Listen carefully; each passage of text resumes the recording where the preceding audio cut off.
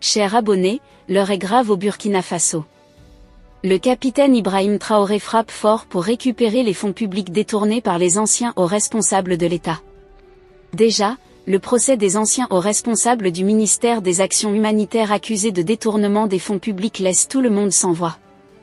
Je vous laisse d'abord suivre l'extrait de ce procès et on revient après pour la conclusion. Je pose la question. Oui. Vous suivez avec nous. Oui. Monsieur Bayolo Philippe. Oui. À combien estimez-vous le montant qui vous a été remis en échange donc des services que vous avez rendus à monsieur Tienya? Je dis que le montant que j'ai reçu de M. Tienya, je n'ai pas le montant exact, mais le montant n'excède pas 40 millions. Vous confirmez? Je ne peux pas confirmer avec la certitude parce que les montants avec les chèques sont partagés de façon équitable.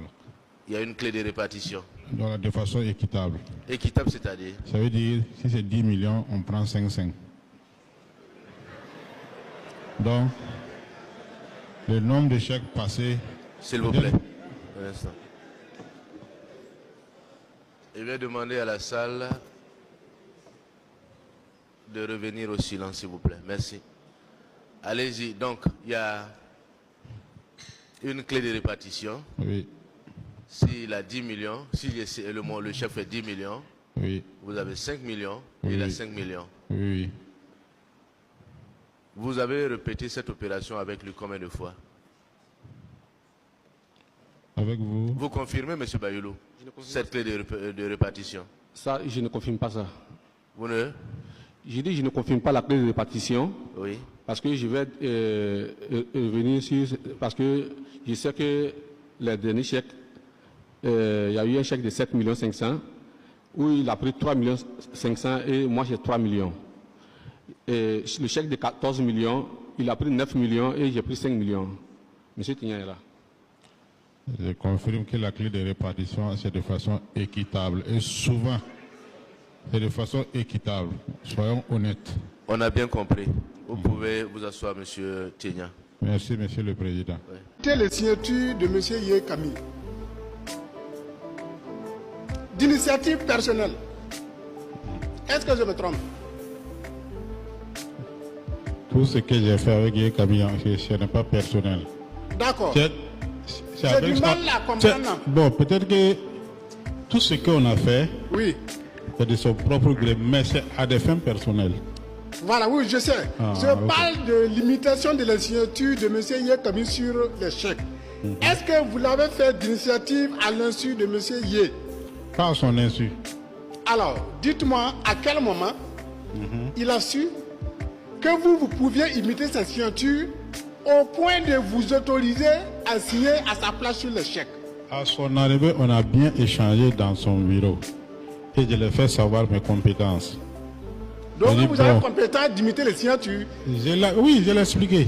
Ah, vous lui avez expliqué ça. Je l'ai expliqué. Que s'il veut faire les bonnes affaires, Ah, voilà. vous avez donc la compétence d'imiter Parce que, les signatures des gens. Ok, donc alors je vous suis. Donc vous à l'arrivée, avez bon, reçu ça- à son bureau. Oui. Et vous lui avez dit quoi exactement? Non, on a échangé. Par rapport à la limitation des signatures là. Parce que tous les problèmes. On a échangé. Oui. Et à une mission, il a fait des chèques, il a laissé à mon niveau. Il a fait Et des chèques. avec sa signature sur des feuilles blanches. J'avais toutes mes preuves sur mon bureau, jusqu'à preuve contraire que je suis allé trouver que mon bureau a été fouillé. Ok. J'ai essayé de parler de ça en vain. C'est pas On grave. m'a pas. Non, mais vous m'avez dit que non, je peux m'expliquer. Ok, allez-y. Oh ben, j'ai essayé de parler de ça en vain. Le lendemain, je pars au bureau et 2 jours après, on cherche une clé, on boucle le bureau. Je m'en vais, on rentre et on prend quelques pièces justificatives, quelques contrats que monsieur, quelques factures même qu'il a autorisées, que j'ai payé même sans contrat. Tout était dans les documents là. Et 2 jours après, on vient nous faire savoir, j'étais au commissariat, il y a une dame qui était là, elle fait partie de la commande publique. Elle nous a fait savoir que non, et ils sont ici parce que ils ont mis feu à leur bureau. C'est en parlant avec son avocat que j'ai saisi. Un des bureaux a pris feu là. Bon, moi je ne sais pas, bon, je ne peux pas trop m'attarder dans ce sujet parce que ils ne m'ont pas expliqué. Moi aussi j'ai profité d'entendre.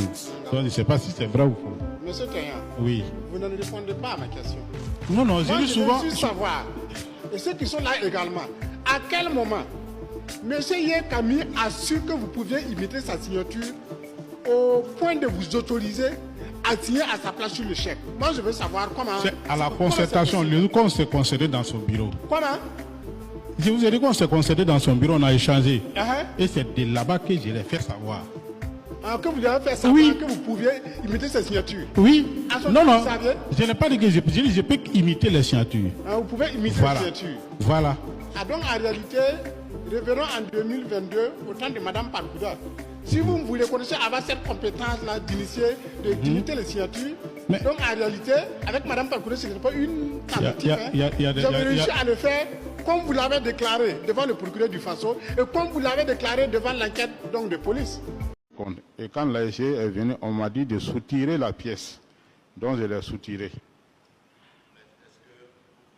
À votre client de revenir sur ces explications qu'il donne à haute voix, s'il lui plaît.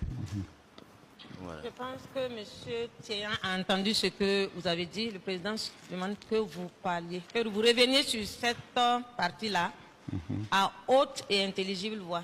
Il dit, Parlez fort. le premier détournement que j'ai assisté, Monsieur le Président, c'est à hauteur de 115 millions de carburant. C'était à quelle date? C'était en 2017. En 2017. Et qui était, selon vous, le responsable? Le responsable de la gestion, le responsable qui a monté le dossier. De la gestion? Le responsable de la gestion, c'était moi. C'était vous? Oui. Et expliquez-nous comment est-ce que ce montant est sorti des caisses de l'État. C'est du carburant qui a été commandé Du carburant commandé? Ok. à hauteur de 115 millions. Allez-y, je Mais- vous écoute. Vous étiez responsable donc de la gestion en son temps. Oui, parce qu'on m'avait nommé. J'étais On vous là avait comme- nommé. J'étais là comme, Donnez-nous plus en détail, s'il vous plaît. j'étais là comme gestionnaire. Ok. Mais maintenant, il y a un gestionnaire de carburant aussi qui est là. Le tribunal vous écoute, allez-y. Et le directeur en question, le directeur qui a été nommé nouvellement, était la DAF Pasco Bila. Et c'est, à ma connaissance en tout cas, ce carburant a été utilisé par DAF Pasco Bila, son gestionnaire de compte. Et à ma connaissance, on m'a fait savoir que Madame la ministre a reçu. Son gestionnaire de compte, c'était qui? Et Ramieba Adama. Est-ce que vous pouvez nous permettre donc, Ra- vous pouvez reprendre de sorte à nous permettre de noter son nom? Il s'appelle Il s'appelle Ramieba Adama. Ramieba Adamaou. Adama. Oui.